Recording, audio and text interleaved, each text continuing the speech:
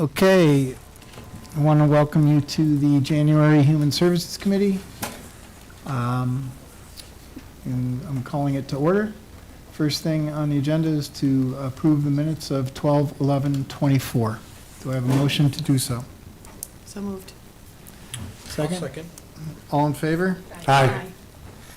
Motion passes. Next up is privilege of the floor. Do we have anyone here for the privilege of the floor?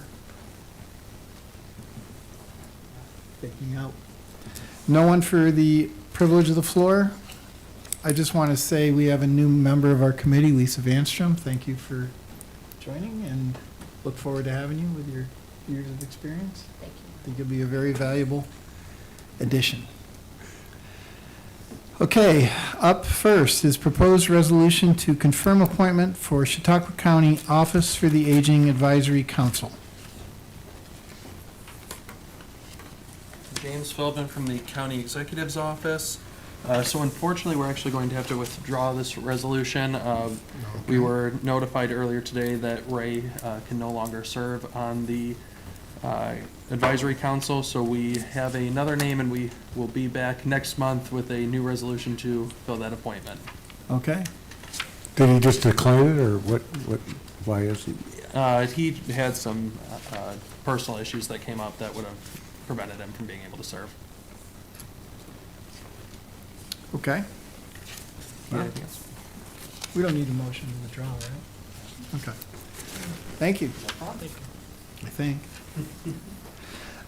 Second proposed resolution is to authorize lease of office space between the Chautauqua County Office for Aging Service and the City of Dunkirk.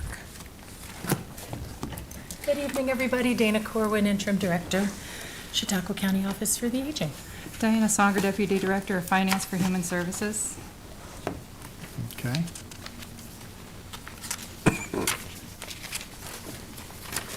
Can you tell us a little bit about this? We can. We've been, and currently are at the Dunkirk Senior Center. Their contract had been expired for some time, and the city reached out to us to initiate a short-term lease while we were still there, waiting for the time when we would transition over to the Chautauqua Center area. So we felt so inclined to go ahead and put forth a resolution to go ahead and with a short-term lease. Okay, so this is just that short-term lease? It then? is. This is not permanent, okay. And is the monthly rate the same as what it has been? The or- rate is a little different. Previously had been quarterly. This is monthly. Again, a short-term solution. Does it still balance out the same, It does. Well, money-wise? what do you mean? Can you clarify for me? The annual Well, you said cost? quarterly, is it equal to the $850 a month? No, it's more than that. It's quarterly, it was $875 previously, but $850 is what they're asking for now, and we feel that's a reasonable Ooh, amount. that's like almost 3 times as much. It is. But obviously, short-term, and there's no build-out costs Hmm. involved? Nothing. We're just continuing to Just occupy the continuing. space. We want to be able to pay for that to them, and it requires this resolution for lease. And it's a brand-new facility, too, so. And we're talking about 2 different things. This is the continuation at the Dunkirk Senior Center to continue to occupy the space.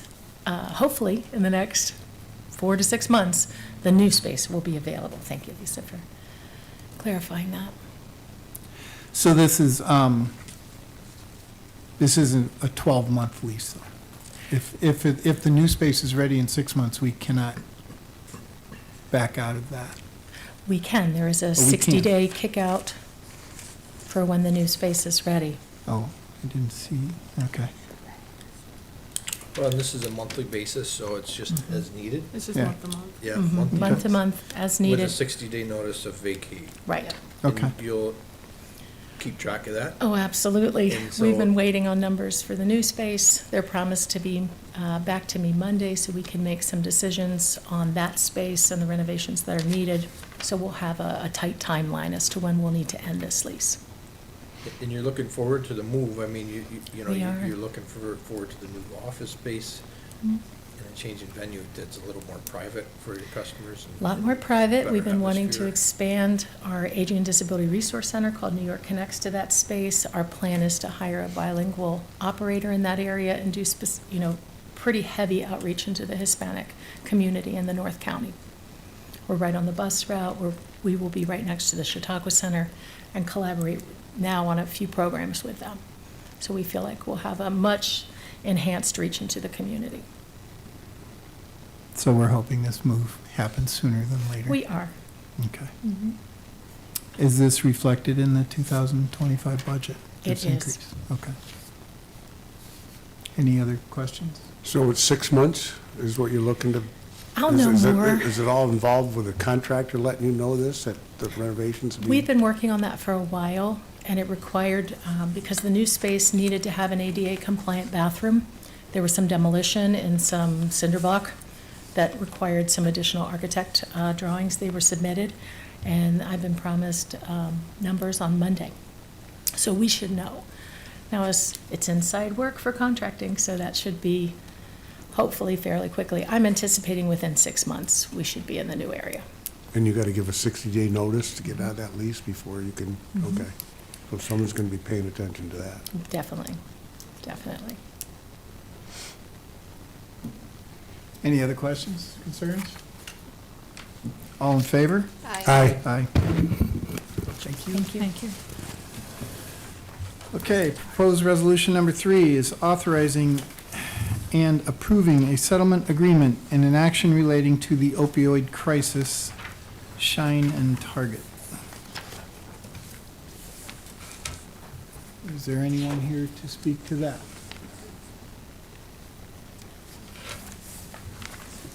There isn't? There is. Guess I can. Dan, Don't go easy on them. Dan. Mr. Pavlik. Pierre Chagnon, Chairman of the Legislature. As you, I'm sure, are all aware, there have been many lawsuits against the manufacturers of opioids and against many of the members of the distribution chain, pharmaceutical companies that were not the manufacturers, pharmaceutical companies that were distributors, and then drugstore chains, et cetera. So we have settled several of those lawsuits prior to this, and now are, because we are participating with many other municipalities in these lawsuits, they've come to what they consider to be a reasonable resolution of this lawsuit against these two entities, and their recommendation is that we should accept this settlement, and we believe that this is a reasonable and effective action to take at this time to settle the lawsuit against these two entities. How much is the settlement? Not at liberty to say. Oh, It's not settled. and what will we do with the money? Whatever we would like. I don't know. Once we get the money, then we can decide what we will do with it. But let's not count our chickens before they hatch. Will it always be not at liberty to tell what the settlement No, is? we'll know Or just eventually. not today? Today, at this point in time. It's not settled. It's not settled. Who recommends that we settle? Our attorney? Yes. Okay.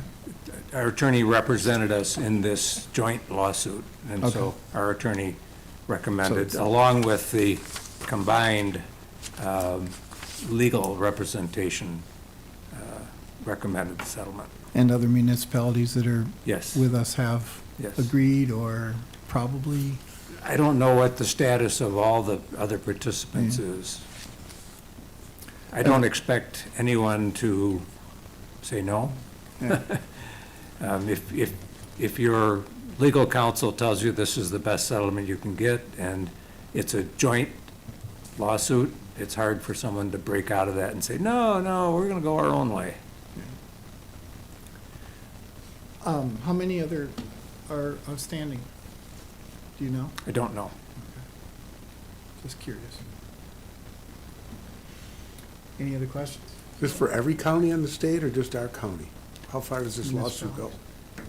I don't know how many other participants there were in this lawsuit, no. Sorry, I'm short of information tonight. I get it. I was not planning on addressing this proposed resolution. You've done a We can fine tell. job. Okay, all in favor? Aye. Thank you for pinch hitting. You're welcome. Thank you for putting up with me. Nice job. All right, next up is the discussion. HHS Division of Temporary Assistance by Diane Anderson, Director for Dan. Temporary Assistance. Absolutely.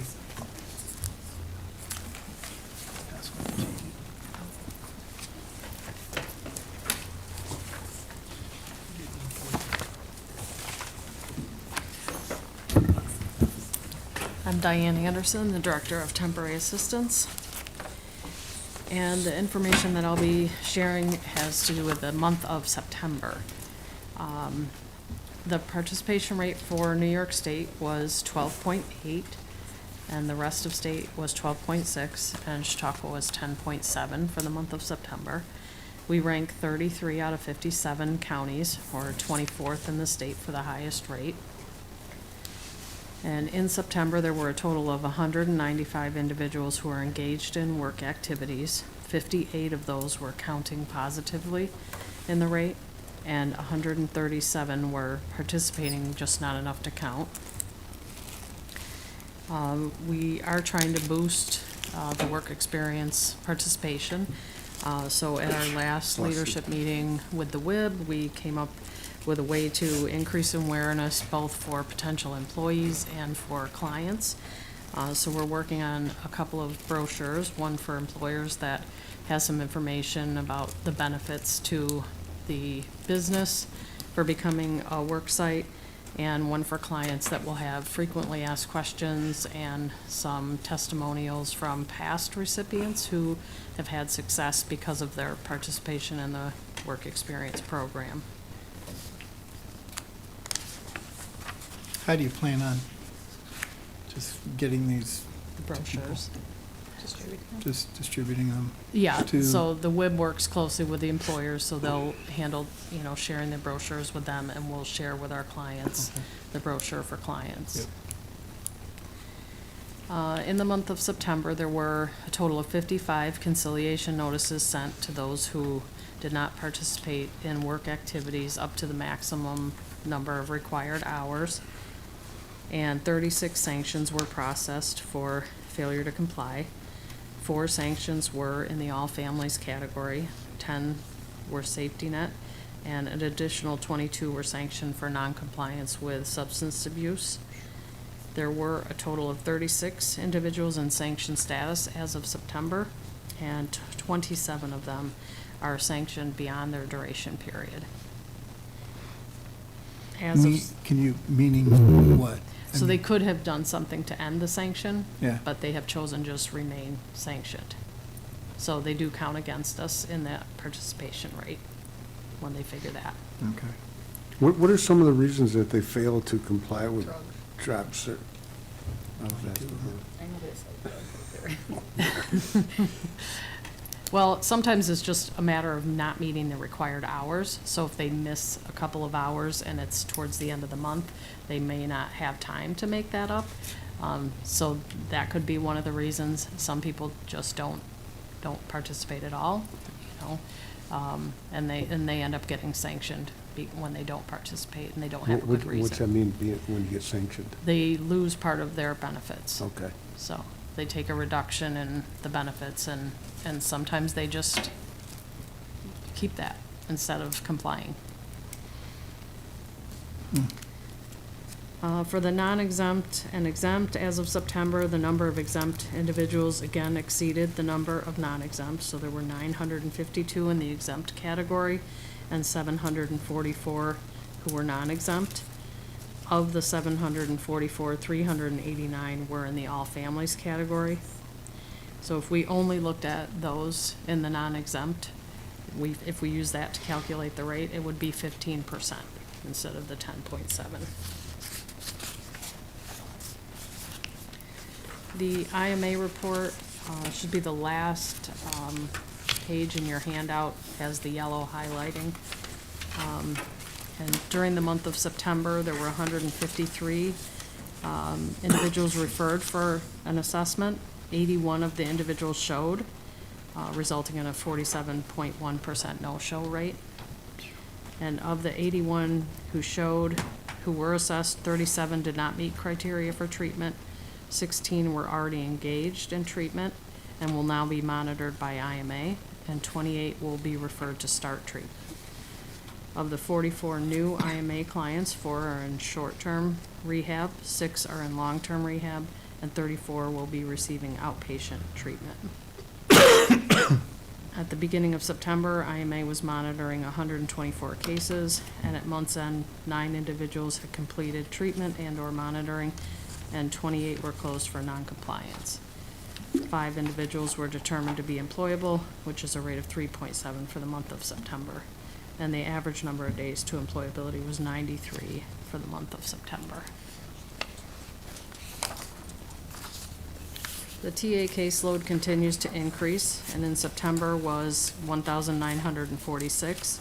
As of December, that has gone up to 2,000, which is very close, as you can see from the chart, to the 2012 number, which was 2,635.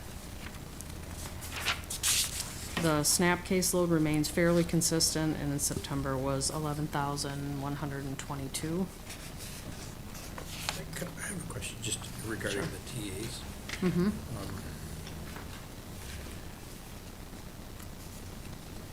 What do you see to be a driver for the rises in that? You know, it's been something that has been a difficult area to budget for because it's a moving target. Last year, we came up quite short. This year, we probably, have a tendency that we probably will be also. What do you see as a projection yourself? I mean, I think some of it has to do with the housing crisis. Some people are coming on assistance that did not need to come on assistance before, and people that receive SSI would not have qualified for temporary assistance in the past, but they qualify now because of their housing situation. I think, there's a fair number of people dealing with mental illness and substance use. I think those are some of the drivers of that number.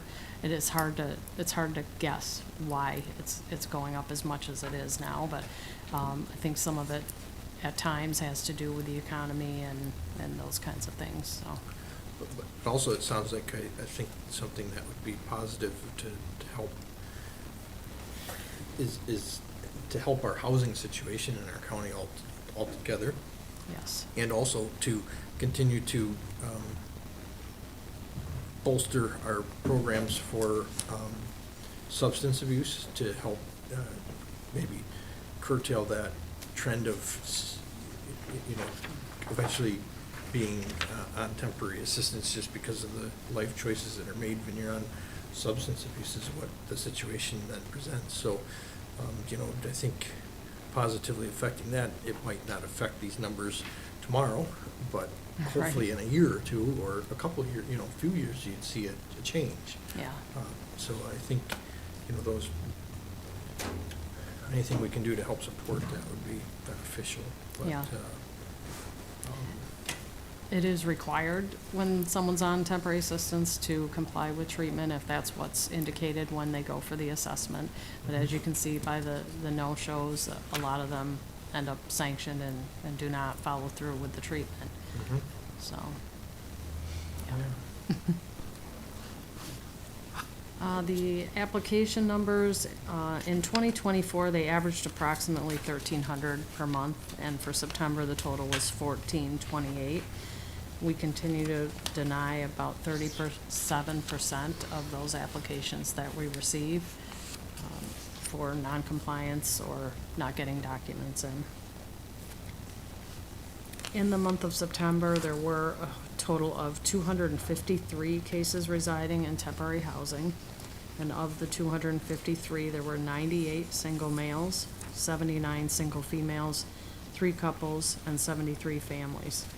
There were no individuals on parole or recently released from jail, and there weren't any families placed in temporary housing due to Code Blue conditions in the month of September.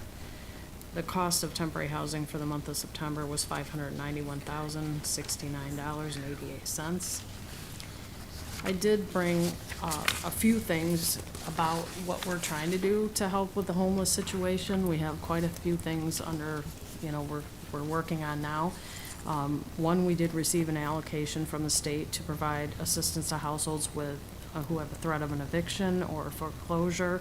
It's called the Shelter Arrears Eviction Forestallment, or SAFE. They do have to apply for temporary assistance first, the emergency assistance, and then if they're ineligible for that program, we can assess their eligibility for the SAFE program. It doesn't have quite all the same rules as the temporary assistance program does. We did issue an RFP and have awarded this contract to Chautauqua Opportunities to administer as part of the many housing programs that they administer. Chautauqua Opportunities also has the Hope Haven Women's Shelter, which is getting close to opening. They're awaiting certification approval from OTDA, and I think they have some positions still to hire. That would be 18 beds, though, for single women, once that opens. We also have the rental supplement program. We've been handling that program in-house for the last several years. It's getting difficult for us to manage that, the staff we have and the mandated programs that we have. So we did issue an RFP for that as well and have awarded that to Chautauqua Opportunities, so they will administer that program for us, starting with the new program year in April. And we anticipate that we'll be able to serve 90 households. So that brings up, they get a supplement on top of what they might get on temporary assistance, which would help them pay the cost of housing at a more, what it is now. Has the housing allowance? It has not moved, no. Has not moved yet? Not in Did I years, so. hear that it might move, or? I have Am not I heard that. imagining I that? know that counties continuously tell OTDA that that needs to be increased, but I And haven't that's heard that they are looking at that. $350 a month? It's, yeah, well, for one single person, it's 167, so depending on the family size, so that's what it's based on, but Okay. you could see that's Yeah. terribly Why won't they inadequate. move it? I- New York State. I mean, Yeah. money, obviously, I mean, they just don't. Yeah, I assume that's why, the money, but they are getting a fair amount of pushback from counties I because, would assume. I mean, their total grant isn't enough to rent an apartment. That's why the programs like the rental supplement is important to help people be able to actually pay their rent instead of, that's why we're seeing such a rise in homelessness. Someone on TA absolutely cannot find an apartment at all. They can't The afford it. state's creating their own problem in a sense by not supplementing it with the Right. adequate amount of income. Yeah, And then, then they put extra money on it in the wrong way, in the sense that they then mhm. are paying for it in other ways. And they should Right. just We're do it the paying, right way. we're paying a lot more for emergency housing than we would ever pay for permanent You housing. could spread that $600,000 across Mhm. those people. Yeah. Has the rental supplement increased at all, or? Has the money increased? No. No. That's been the same allocation. They have committed to keeping that allocation going, but we could use more in order to house more families. It's been a successful program. The landlords love it, because it gives people an actual amount of, rent that they can afford to stay in the apartment. Do those payments go directly to the landlord? Yes, they do. So we also have a new initiative, family-centered case management. which is another allocation from the state, and this is to assist families with complex needs, who are homeless or experiencing domestic violence. And we've been working with mental hygiene on this. We'll have a blended team hired with this allocation to work on these issues. So some of the staff from mental hygiene and some of the staff under me will work on this. And the primary goal of this program is to provide assistance to gain permanent housing. Is that new? Yes, it is new, yeah. We also worked with mental hygiene, and they issued an RFP for a low-barrier overnight recovery center, which is for people experiencing homelessness, but it wouldn't have all the strings attached like other shelters who have to get temporary assistance to pay for that, and they have to meet all the requirements, by searching for housing, doing, all of those things. So this would be something that someone who is experiencing substance use disorder would help them at least have a place to stay, and so that they can get back on track. And it would provide some supports in the program to share information with people, so hopefully they would make that move. But we do notice a problem when Code Blue Shelter closes down, that people then take to the streets instead, because they can't comply with, the other requirements to get them into a regular shelter. So I told that they're close to making an announcement for an award on which agency will get that. So that's hopeful that they'll have something. And I believe I mentioned previously that we have also applied for the shelter supplement program for temporary assistance cases. That went to OTDA in December of 2023, and I've just been told that it's been moved to the Division of Budget, so it's moving very slowly. But if we get approved for that we would be able to assist approximately 50 families, which would have a local cost savings of $601,000, and approximately 125 individuals, so single individuals, with a local cost savings of over $2.2 million. So 50 families and 25 individuals, yes, So single individuals. 175. Right, And you Right. applied in 2023 for that? yes, yes, so, they recently started asking questions. We've been back and forth with them a few times answering those questions, and they have told us that it moved to the Division of Budget. We'll keep our fingers crossed and hope that that comes in soon, because that would be very helpful for our temporary assistance population. Is that an ongoing grant, or should you apply in 2025 for Yeah. 2 years from now? or- Once approved, then we would It's have that going- ongoing. Just keeps going. Yeah. And some counties have had that in the past, but we haven't needed it until, recently. But didn't think it was gonna be quite this long of a process, so. Good job. Yeah. But- So those are just some of the things that we've been working on to try to help the situation. Questions? Good report. Thank you. Yeah, thank you. You're welcome. Thank you.